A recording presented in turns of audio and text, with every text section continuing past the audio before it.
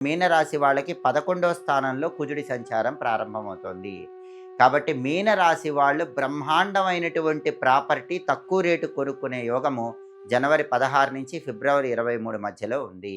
లేదా ఉన్న ప్రాపర్టీ పెద్ద మొత్తంలో మంచి రేటుకి అమ్ముకునే యోగం కూడా ఈ సమయంలో ఉంది. రియల్ ఎస్టేట్‌లో లక్షల్లో లాభం వచ్చే ఒక డీల్ సెట్ అవ్వటానికి మీనరాశి వాళ్ళకి, రియల్ ఎస్టేట్ చేసే వాళ్ళకి జనవరి 16 నుంచి ఫిబ్రవరి 23 వరకు బలం చాలా అద్భుతంగా ఉంది. అలాగే పెద్ద మొత్తంలో బ్యాంక్ లోన్ శాంక్షన్ కావటానికి కూడా మీనరాశి వాళ్ళకి బలం చాలా అద్భుతంగా ఉంది. సోదరుల వల్ల కూడా విశేషమైన ప్రయోజనాలు పొందే యోగం ఉంది. కాబట్టి ఖగోళంలో కుజుడి సంచారంలో మార్పు జరుగుతోంది. జనవరి 16వ తేదీ కుజుడు మకర రాశిలోకి వస్తున్నాడు. ఫిబ్రవరి 23 వరకు ఆ మకర రాశిలోనే ఉంటాడు. జనవరి 16 నుంచి ఫిబ్రవరి 23 వరకు కుజుడు మకర రాశిలో ఉండటం వల్ల, కుజుడి మకర సంక్రమణం వల్ల విశేషమైన రాజయోగము, అదృష్టము పట్టబోతున్నటువంటి 3 రాశులు వృశ్చిక రాశి, సింహరాశి, మీనరాశి.